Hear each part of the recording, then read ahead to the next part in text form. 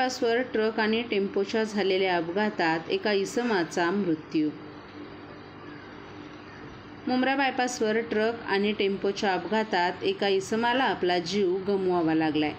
आज दुपारच्या सुमारास मुंब्रा बायपासवर एक मोठा विचित्र अपघात झाला। शिळफाट्यावरून ठाण्याच्या दिशेने जाणाऱ्या ट्रकच्या चाकात अचानक बिघाड झाल्यानं ट्रक चालकाचं नियंत्रण सुटलं आणि ट्रक बाजूच्या मार्गिकेवर येऊन टेम्पोला धडकून टेम्पो आणि ट्रक रस्त्याच्या खाली कोसळले। त्यावेळी रस्त्यावर खालून जाणाऱ्या एका इसमाचा मृत्यू झाला। अपघातानंतर ट्रक चालक पळून गेला। टेम्पो चालक आणि अन्य एक जण रस्त्यावरून जाणारा सायकलस्वार यामध्ये गंभीर जखमी झालेत। या दोघांवरही रुग्णालयात उपचार सुरू असून सुदैवानं रस्त्याखाली जास्त गर्दी नसल्यानं मोठा अनर्थ टळला।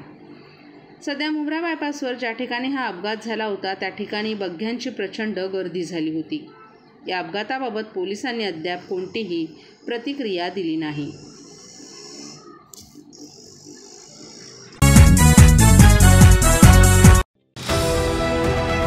TJSB सौर शक्ती कर्ज गो ग्रीन, करा वीज बिलावर बचत। आकर्षक व्याजदर, 84 महिने परतफेड कालावधी, 80% लोन, व्यावसायिक आणि उद्योजकांकरता सुद्धा। अधिक माहितीसाठी तुमच्या जवळच्या शाखेला भेट द्या किंवा संपर्क साधा 1800-223-466 आणि 1800-266-3466।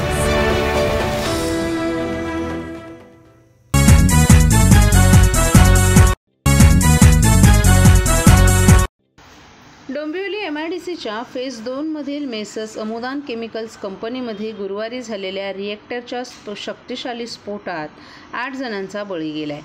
जीवित आणि वित्तहानीच्या या दुर्घटनेला कारणीभूत ठरलेल्या कंपनीच्या बेजबाबदार मालकावर ठाण्याच्या क्राईम ब्रँचसह स्पेशल टास्क फोर्सनं अटकेची कारवाई केली आहे, तर त्याच्या आईलाही नाशिकमधून ताब्यात घेण्यात आले।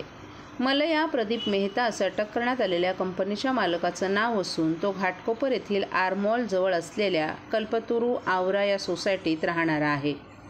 मानपाडा पोलीस ठाण्याच्या गुन्हे प्रकटीकरण शाखेचे पोलीस निरीक्षक रामचंद्र चोपडे यांनी सरकारतर्फे दिलेल्या फिर्यादीवरून कंपनीच्या मालकीन मालती प्रदीप मेहता, मुलगा मलया मेहता याच्यासह कंपनीचे संचालक, व्यवस्थापक आणि देखरेख अधिकाऱ्यांसह इतर बेजबाबदार व्यक्तींच्या विरोधात सदोष मनुष्यवधाचा गुन्हा दाखल करण्यात आला आहे।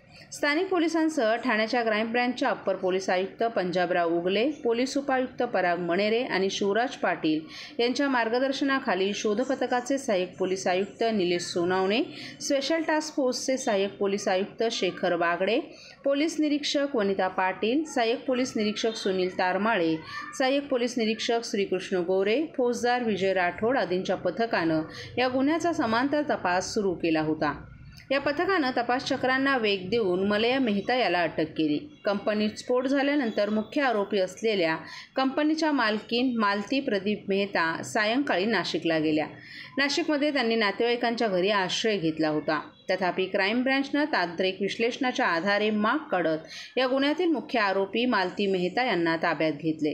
ही कारवाई काल सकाळी करण्यात आली। सध्या या दोघा मायलेकांची चौकशी सुरू करण्यात आली आहे। चौकशीनंतर या दोघा मायलेकाला मानपाडा पोलिसांच्या हवाली करण्यात येणार असल्याचं सूत्रांकडून सांगण्यात आले।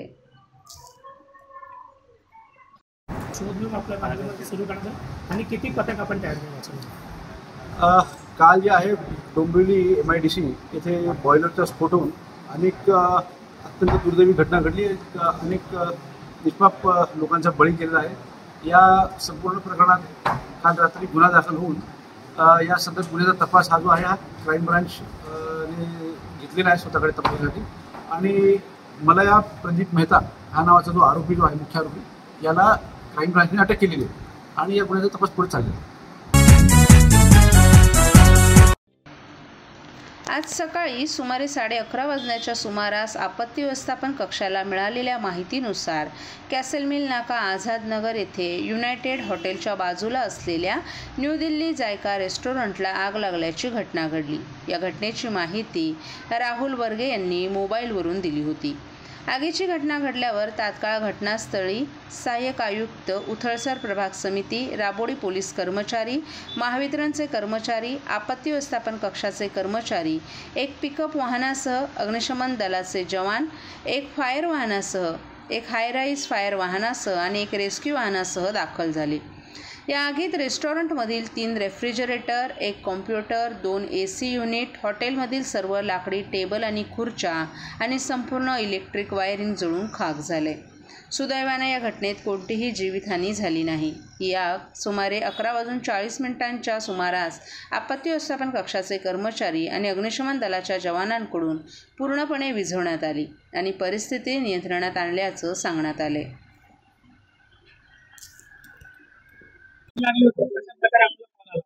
अंदाजे एक 20 मिनिटापूर्वी आग लागलेली. आम्ही येण्यापूर्वी थोडंसं हे झाले, आग दिसत होती. लगेच आमची 5 पगाराची गाडी आणि रुस्तमची गाडी आली. आम्ही 15 ते 20 मिनिटात आग कव्हर केली. आतमध्ये कोणतेच कर्मचारी नाही, सगळे कर्मचारी बाहेर उभे होते. आम्ही आल्याच्या नंतर त्यांना सूचना दिल्या, MSCBला सूचना केल्या आम्हाला ऑपरेशन करायचं आता, तर पूर्ण लाईटचं कनेक्शन बंद करा.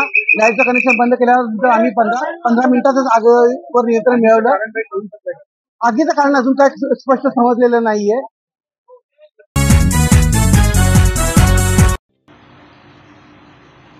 अडीच महिन्याच्या बाळाची नाशिक येथून मुंब्र्यात विक्री करण्याचा खटाटोप करणाऱ्या बाळाच्या आईसह 9 जणांना बेड्या ठोकण्यात अनैतिक मानवी वाहतूक प्रतिबंध कक्षाच्या पथकाला यश आले. या प्रकरणी नाशिक पोलीस स्टेशनमध्ये गुन्हा दाखल केला असून ठाणे गुन्हे शाखेचे अनैतिक मानवी वाहतूक प्रतिबंध कक्षाचे पथक तपास करीत आहे. मुंब्रा अमृतनगर परिसरात राहणारे साहिदा आणि साहिल यांच्यासह अन्य काही जण स्त्री जातीच्या 84 दिवसाच्या बाळाची विक्रीसाठी ग्राहकाच्या शोधात असल्याची माहिती ठाणे गुन्हे शाखा अनैतिक मानवी वाहतूक प्रतिबंध कक्षाच्या पथकाला मिळाली होती. या माहितीच्या आधारे खरेदी करणारा बनावट ग्राहक तयार करत सहिदा आणि साहिल यांच्याशी संपर्क केला. त्यानंतर तब्बल 15 दिवसांनी बाळाच्या विक्री प्रकरणात सहभागी असलेल्या दलालावर पाळत ठेवण्यात आली. बुधवारी साहिल आणि सहिदा यांनी संपर्क केल्यानंतर नाशिक येथून बाळ आणण्याचं असल्याचं सांगण्यात आलं, तर गुरुवारी पहाटे मुंब्रा रेतीबंदर बसस्टॉप जवळील सेवा रस्त्यावर 5 लाख रुपये घेऊन येण्यास सांगितलं. यावेळी पोलिसांनी पैसे स्वीकारणारा आरोपी साहिल उर्फ सद्दाम हुसेन मकबूल अहमद खान राहणार अपनागर रूम नंबर 25 याला प्रथम अटक केली. ठाणे गुन्हे शाखा अनैतिक मानवी वाहतूक प्रतिबंध कक्षाच्या पथकानं अथक प्रयत्न करून 2.5 महिन्यांच्या स्त्री जातीच्या बाळाची विक्री करणाऱ्या तब्बल 9 आरोपींना बेड्या ठोकून त्यांच्या विरोधात गुन्हा दाखल केला आहे. तर 2.5 महिन्याच्या बाळाला नवी मुंबईच्या नेरूळ येथील विश्व बालक केंद्रात आता ठेवण्यात आले. एक अत्यंत उत्कृष्ट अशी कारवाई केलेली आहे. STCCला माहिती मिळाली की लहान अर्भकांचा, ज्यात लहान पुरुष जातीचे स्त्री जातीची जी मुलं जी आहेत यांचा जो आहे, यांच्या खरेदी आणि विक्रीचा जो आहे हा व्यवसाय चाललेला आहे. तर अशी माहिती मिळाल्यानंतर एक बनावट गिराईक तयार करून एक ट्रॅप लावण्यात आला आणि त्या ट्रॅप अंतर्गत सदरचं अर्भक जे आहे तेही ताब्यात घेण्यात आलं आणि सदरचा गुन्हा दाखल करण्यात आला. या मुंब्रा पोलीस स्टेशन येथे या संदर्भात गुन्हा दाखल झालेला असून यात आतापर्यंत 9 आरोपी जे आहेत त्यांना अटक करण्यात आली. सर, सापळा कुठे रचण्यात आला, कुठे कारवाई करण्यात आली? रेतीबंदर या ठिकाणी जो सापळा रचण्यात आला आणि तिकडनं पुढे इन्व्हेस्टिगेशन करण्यात.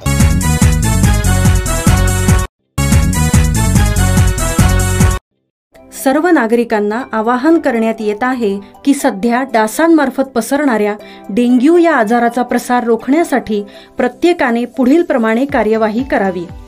डेंग्यू आजार एडिस इजिप्ती हा डास चावल्याने होतो. या डासांची पैदास साचलेल्या किंवा साचवलेल्या स्वच्छ पाण्यामध्ये होते. 8 दिवसांपेक्षा जास्त दिवस पाणी उघडे व साचून राहिल्यास त्यात डास अंडी घालतात. अंड्यांच्या अळ्या तयार होऊन पुढे डास तयार होतात.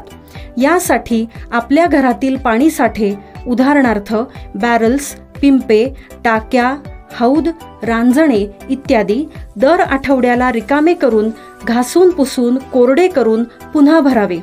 1 दिवस कोरडा दिवस म्हणून पाळावा.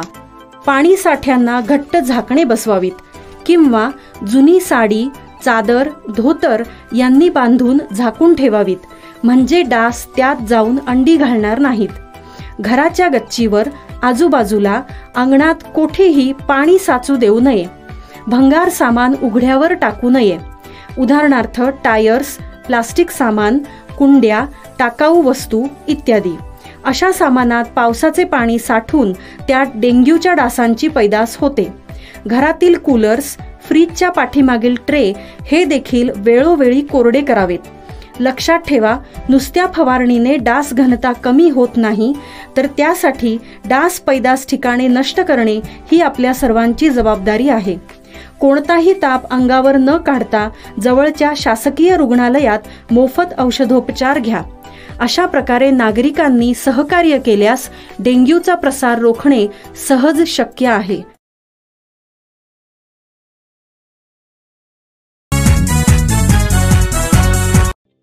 ठाण्याच्या वागळे परिसरातील मेसर्स रेप्रोफ्लेक्स 3 इंडिया प्रायव्हेट लिमिटेड या कंपनीतील रबर फ्लेक्स बनवणाऱ्या मशीनला शुक्रवारी संध्याकाळी 4:30च्या सुमारास आग लागल्याची घटना घडली. या घटनेत कुठलीही जीवितहानी झाली नाही.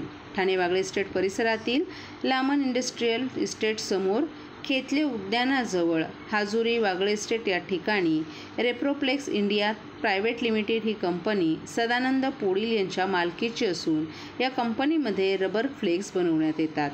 काल संध्याकाळी अचानक येथील मशीनला आग लागली.